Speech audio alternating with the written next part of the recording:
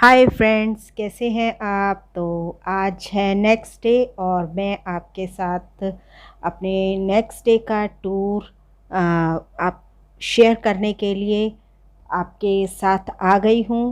तो चलिए, अब मैं आपको अपने साथ वहाँ वहाँ ले जाऊँगी जहाँ जहाँ मैं गई हूँ, जहाँ जहाँ हम घूमे हैं और जहाँ जहाँ हमने मंदिर में दर्शन किए, वहाँ वहाँ सभी जगह मैं आपको भी साथ में दर्शन करवाऊँगी।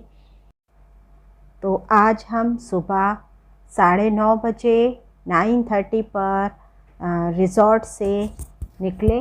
तो पहले हमें कहीं पर भी जाना है तो हमें अपने रिज़ॉर्ट से भीमताल तक आना ही पड़ता है। रिज़ॉर्ट से भीमताल 40 किलोमीटर, करीब 1.5 आवर का डिस्टेंस है। और भीमताल से मुक्तेश्वर भी ऑलमोस्ट 1.5 आवर का डिस्टेंस है। तो हम मुक्तेश्वर पहले जाएंगे और वहाँ एक शिव जी का मंदिर है और शिव जी के मंदिर पर हम वहाँ दर्शन करेंगे। अब मंदिर में कितना टाइम लगता है और वहाँ से दर्शन के बाद हम आगे का प्लान करेंगे। तो अगेन वो ब्रिज आ गया है, जिसे एंटर करने के बाद हम भीमताल से एग्ज़िट हो जाएंगे और मुक्तेश्वर के लिए हम अपने वे लेंगे। तो इसे एक्चुअली ये ब्रिज बहुत ही सुंदर है, इसलिए मैं इसको बार बार कवर कर रही हूँ। और ये एक साइन भी है भीमताल से बाहर आने का और अंदर जाने का, क्योंकि रिज़ॉर्ट तक पहुंचने का ये एक साइन था कि अब ये ब्रिज आ गया है, अब हम भीमताल पहुंच गए। तो भीमताल से आगे रिज़ॉर्ट है। तो करीब 1 आवर ड्राइविंग के बाद अब हम मुक्तेश्वर पहुंच गए हैं और यहाँ हम सबसे पहले रिफ़्रेशमेंट लेंगे, क्योंकि हम रिज़ॉर्ट से जल्दी निकले थे और कुछ भी हमने ब्रेकफास्ट नहीं लिया था। भूख लग रही है, वो इसलिए नहीं लिया था क्योंकि जब हम ज़्यादा देर ट्रैवलिंग करते हैं तो मेरी बेटी को प्रॉब्लम हो जाती है गाड़ी में। इसलिए हम जहाँ भी जाते हैं वहाँ, अब जहाँ हमें 1-2 घंटे के लिए रुकना होता है, तो वहीं जाकर सबसे पहले हम ब्रेकफास्ट कर लेते हैं या लंच कर लेते हैं, फिर उसके बाद हम आगे चलते हैं।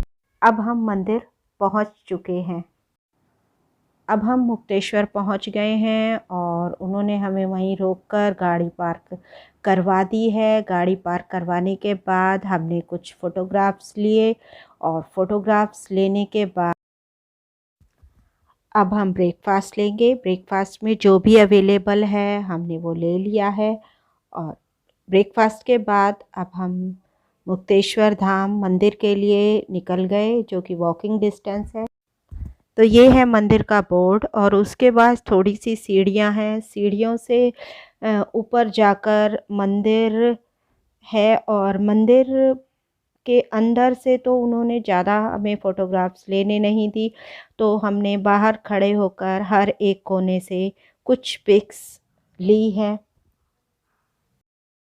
ये मंदिर शिव भगवान का है। तो शिव जी के दर्शन करने के बाद हम वहाँ से निकले और निकलने के बाद हमने फिर भालूगढ़ जाना था। भालूगढ़ मुक्तेश्वर से 12 किलोमीटर है, आधे घंटे का रास्ता है। तो हम वहाँ के लिए निकले हैं। तो ये व्यू है मुक्तेश्वर मंदिर से वापस आते समय पार्किंग तक के रास्ते की। हाफ आवर ड्राइविंग करने के बाद अब हम पहुंच गए हैं भालूगढ़, जहां पर की वाटरफॉल है। तो चलिए मेरे साथ देखते हैं भालूगढ़ का वाटरफॉल कैसा है। एक तो पहाड़ों के बीच में और फिर उसके बाद वाटरफॉल, झरना बहता हुआ, ऐसा महसूस होता है कि हम प्रकृति की गोद में हैं। और अब हम यहाँ पर पहुँच गए हैं और यहाँ से मैंने कुछ पिक्स ली है। आगे मैंने एक वीडियो भी शूट किया है। गेट से अंदर जाने के बाद थोड़ा सा रास्ता है और रास्ता को क्रॉस करके फिर ये इस तरह का कच्चा रास्ता है और कच्चे रास्ते पर चलते चलते आगे एक ब्रिज आता है। मतलब काफ़ी लॉन्ग डिस्टेंस है, ये काफ़ी लंबा रास्ता है। यहाँ से वाटरफॉल तक जाने तक का आधा रास्ता पक्का बना हुआ है और आधा रास्ता कच्चा बना हुआ है और काफ़ी सारा रास्ता स्लिपरी है।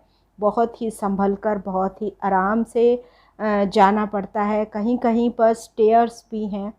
तो हम इस तरह से चल रहे थे। काफ़ी टाइम लगा हमें गेट से लेकर वाटरफॉल जहाँ पर पानी है, जहाँ वहाँ तक पहुँचने तक का हमें काफ़ी टाइम लगा।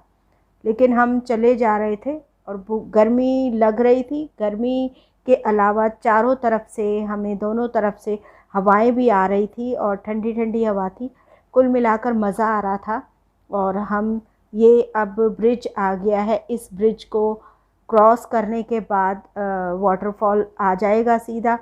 हमें लगा, रास्ते में हमें कोई नहीं मिला तो हमें लगा कि पता नहीं क्या माहौल होगा वहाँ पर, तो सुनसान होगा। तो लेकिन हम जैसे ही वहाँ पहुँचे तो ये बीच में रुककर मैंने थोड़ा सा शूट किया था आपको दिखाने के लिए कि और कहीं पर भी पानी नहीं है। जहाँ जहाँ भी गए हम झील में, और जहाँ जिस ताल में भी हम गए हैं वहाँ पर पानी बहुत कम था।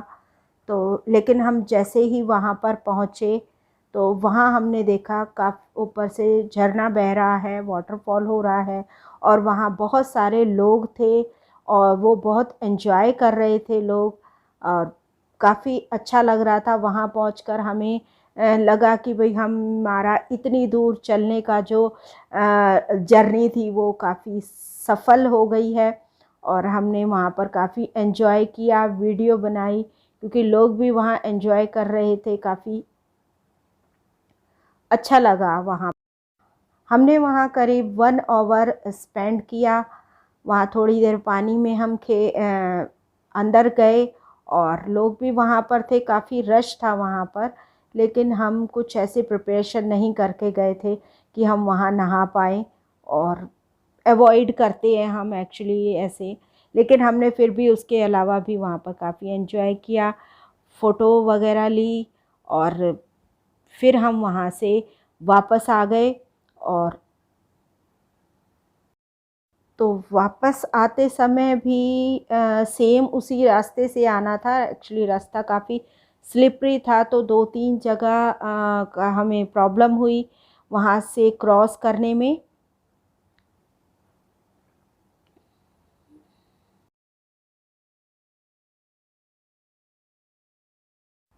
अब जो ये पिक्स मैं आपके साथ शेयर कर रही हूँ, ये भालूगढ़ यानी कि वाटरफॉल से वापस आते समय हमने क्लिक की हैं, इसलिए कि क्योंकि जो रास्ता था वो काफ़ी सुंदर था। जाते समय तो हम इतना नहीं देख पाए या नहीं कर पाए क्योंकि जाने की थी हमें जल्दी, लेकिन आते समय हमने कुछ पिक्स क्लिक करी।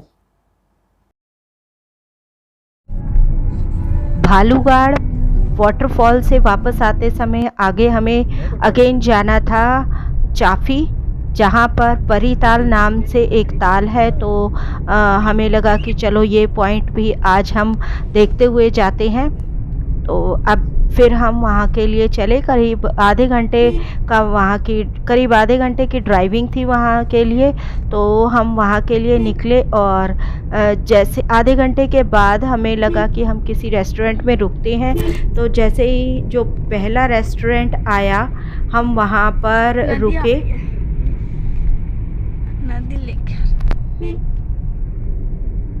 तो ये पहला रेस्टोरेंट यहाँ पर आया और हमने कहा चलो यहाँ रुककर कुछ रिफ्रेशमेंट वगैरह ले लेते हैं, देखते हैं यहाँ से। तो हम वहीं रेस्टोरेंट वाले ने बताया कि ये साइड से ही उसके रेस्टोरेंट के साइड से ही ये रास्ता जाता है। इसी रास्ते से, ये वाला रास्ता कच्चा रास्ता है, इसी रास्ते से हम चले गए थे अंदर परीताल में। और यहाँ पर आप देख सकते हैं कि यहाँ पर पानी तो है नहीं है, पूरी सूखी पड़ी है, बस थोड़ा सा कहीं कहीं पानी था बस। बेसिकली ये जो जिस पॉइंट पर हम बैठे थे वहीं पर थोड़ा सा पानी था, तो हमने वहाँ पर बैठकर थोड़ी देर बैठे और थोड़ा टाइम स्पेंड किया पानी में। फिशेस थी यहाँ पर, बहुत सारी मछलियाँ थी अंदर छोटी छोटी, और वीडियो बनाई, कुछ फ़ोटोग्राफ्स लिए और फिर उसके बाद हम वापस रिज़ॉर्ट के लिए निकले।